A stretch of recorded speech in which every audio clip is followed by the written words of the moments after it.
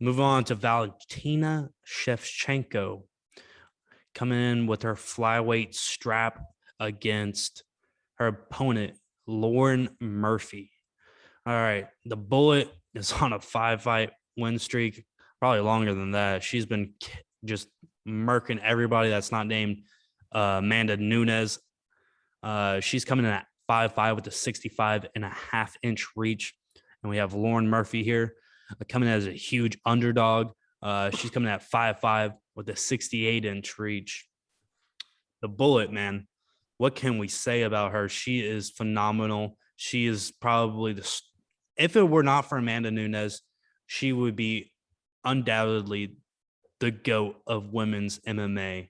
I don't think she gets enough credit. I think Amanda Nunes steals all the shine. But, I mean, at flyweight, there's never been anybody better. There's never been anybody as dominant. And if it weren't for Amanda Nunes, she'd be a double belt strap, and she'd be kicking everybody's ass in featherweight too. Yeah, she would. And yeah, bantam. She would. And bantam. But she's just going to ground and pound. She's going to win this by whatever means necessary. Whatever she picks, she's so well-rounded. Her striking's good. But, you know, we saw this in the Jessica Andrade fight.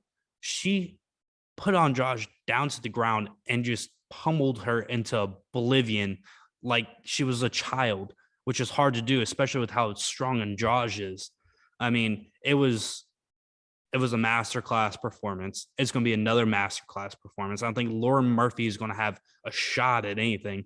I don't think she's that great. Yeah, she's tough and she's kind of strong, but she definitely got outstruck by JoJo Calderwood in her last fight. Some could even say she lost the fight to JoJo.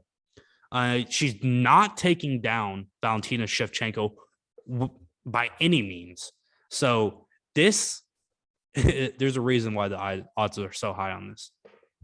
No, I absolutely agree, man. And you just hit it. I'm actually still frustrated. Even it fires me up on the inside still that Lauren Murphy won that fight against JoJo Calderwood.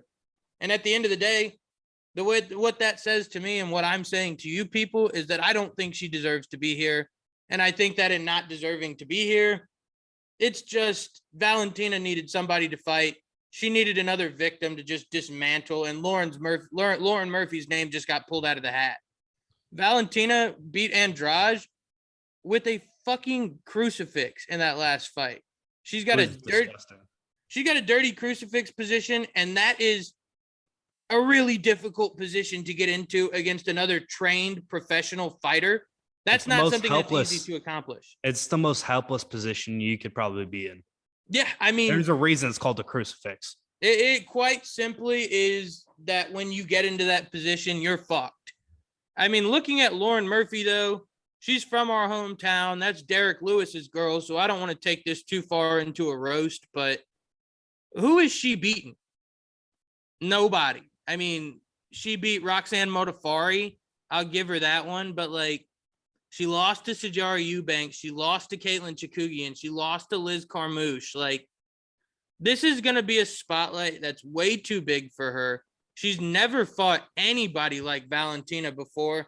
And I completely agree with you, man. After seeing the way she fought against JoJo Calderwood, Valentina has the striking advantage. Valentina has the wrestling advantage. She has the ground game advantage. She has strength, everything. It's quite simply going to turn into, how does she decide to win this fight? When? What does she want to do? Like, because at this point, it seems like she's vying for that trilogy with Nunes at 135. I wouldn't be shocked to see her want to go out there and make a statement and get this fight over and done with so she can turn around and fight again. But I think you and I are both very, very stoutly stuck on the fact that Lauren Murphy is going to have a very, very difficult time finding even the slightest bit of success against Valentina Shevchenko. This is going to be the equivalent to a no-hitter in baseball. As we can see, folks, Lauren Murphy is a plus 950 favorite. That's ridiculous. Shevchenko at minus 1115. That is tough. But may I say, this is the most solid money you could bet on. This is a bomb. Big balls. Big balls in Cowtown. Big balls in Cowtown. This is the same return as you get on bond from the government, which is 100% return. So whatever you get, you're getting, bro. I mean, like, where do we go from here on the prop bet side, right? I would just definitely like go down to TKO, like, right? I mean, yeah. It's criminal. That's criminal. Plus 110. That's take that to the fucking bank right now. She wins by TKO. Right. Come on. I'm even willing to say under 1.5 rounds at plus 175. TKO is going to bank. I'm with Gage. TKO is going to bank. So let me just start out saying that. But under 1.5 at plus 175. And then let's see. Shevchenko wins inside the distance at minus 200. If you want to just play your straight money line and not have minus over 1,000, that's not horrible.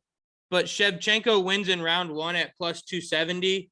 That's the best positive money it looks like you're going to find on here. So I'm willing to take it. Plus 270, Shevchenko wins in round 1.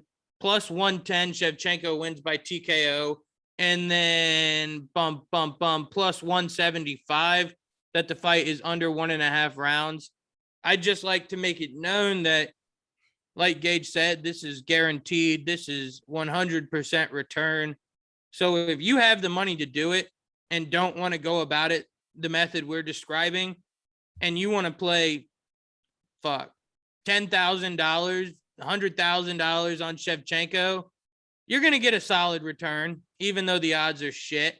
You just got to play higher money. And in regards to parlays, when the odds are this high, it's a guaranteed win. But it's only gonna bring your odds down. So looking at some of the other fights on this card, I would err towards using Andrade in a parlay or Curtis Blades in a parlay with a little bit higher odds. But this isn't going to do anything other than screw your return. So unless you're going to go with a prop or bet the house on Shevchenko, I say you just sit back and admire her greatness. Yeah, it's going to be a Oklahoma beatdown.